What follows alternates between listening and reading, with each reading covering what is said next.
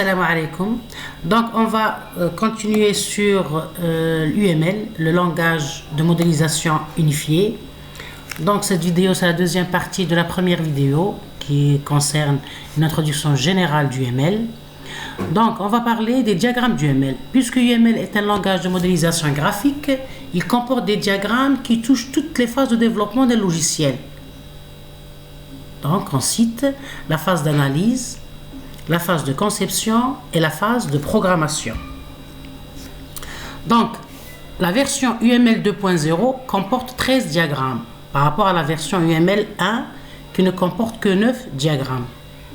Donc, les 13 diagrammes du UML 2 sont, premièrement, il y a le diagramme d'activité, diagramme de classe, diagramme de cas d'utilisation ou bien use case, diagramme de communication, diagramme de composants, diagramme de déploiement, diagramme d'état transition, diagramme global d'interaction, diagramme d'objet, diagramme de package, diagramme de temps, diagramme de structure composite et diagramme de séquence. Donc, ces 13 diagrammes sont classés en deux grandes catégories. Il y a la catégorie diagramme structurel et il y a les diagrammes comportementaux. Donc, les diagrammes structurels, ça concerne la structure de notre système ou bien de notre logiciel. Donc, qui dit structure, c'est sur le plan donné. Donc, la structure interne du système, par exemple, le diagramme de classe, c'est l'ensemble des classes qui englobent toutes les informations concernant notre logiciel. Il y a les diagrammes de composants sur le plan architecture et de logiciel, diagramme de déploiement, diagramme d'objet, diagramme de package. Et il y a la deuxième catégorie, c'est les diagrammes comportementaux. Il y a les diagrammes de cas d'utilisation, ou bien use case en anglais, diagramme d'activité, diagramme de séquence, diagramme de communication, diagramme d'état transition, diagramme global d'interaction, diagramme de temps, diagramme de structure composite.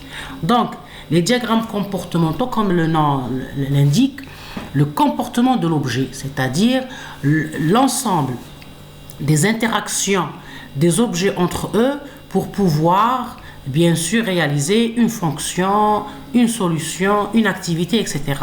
Donc, lorsqu'on parle de diagrammes comportementaux, on fait référence aux objets du système, c'est-à-dire c'est dans le cadre dynamique.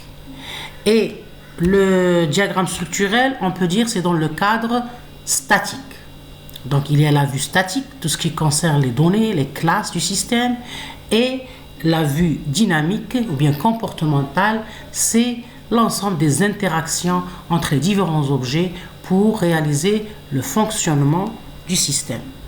Bien, donc cette figure montre toujours les différents diagrammes dans un ordre hiérarchique, bien sûr. Donc, qu'est-ce qu'on va faire dans les autres vidéos pour pouvoir apprendre UML? On va essayer d'apprendre à modéliser ces diagrammes, c'est-à-dire on va prendre des exemples réels, pratiques, et on va essayer de modéliser les différents diagrammes. Par exemple, le diagramme de classe. Donc, ces étapes de modélisation, la première des choses, comme je l'ai déjà énoncé dans la vidéo précédente, il faut que l'apprenant du ML doit avoir une base forte en programmation orientée-objet, c'est-à-dire des acquis théoriques et même pratiques de la programmation orientée-objet. Parce que UML, c'est une approche de conception, d'analyse de conception objet. Donc, on remarque ici déjà dans les noms des diagrammes, il y a les notions de la programmation orientée-objet, notions de classe, de composants, d'objets, de package. Vous voyez, donc c'est important de connaître les définitions, la définition d'une classe, que veut dire une classe, les composants d'une classe, etc. Donc, pour modéliser un diagramme de classe, on doit premièrement savoir les concepts du diagramme, c'est-à-dire les constituants, les éléments constitutifs du diagramme. Deuxièmement, leur syntaxe, comment dessiner, parce que c'est graphique, c'est des symboles. Donc, comment dessiner une classe, comment dessiner une relation entre les classes, etc.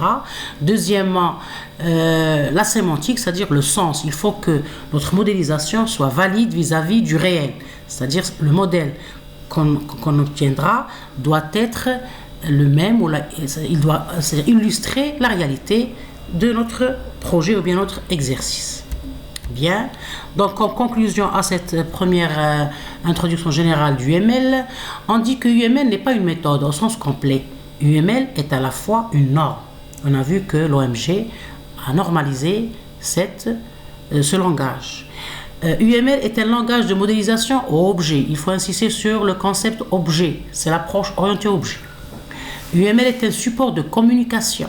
Par exemple, la communication entre les acteurs de l'équipe de développement du logiciel, comme on l'a déjà mentionné. C'est-à-dire, les modèles du UML facilitent la communication entre les acteurs de l'équipe responsable du développement du logiciel. Par exemple, entre le client et le chef de projet.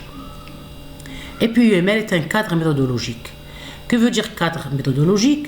Comme UML n'impose pas de méthode de travail particulière, parce que c'est un langage, c'est-à-dire il nous apporte un alphabet complet, il peut être intégré à n'importe quel processus de développement logiciel de manière transparente. Donc actuellement, il y a la méthode RUP, Rational Unified Process. C'est un processus de développement qui est proposé par Rational Software.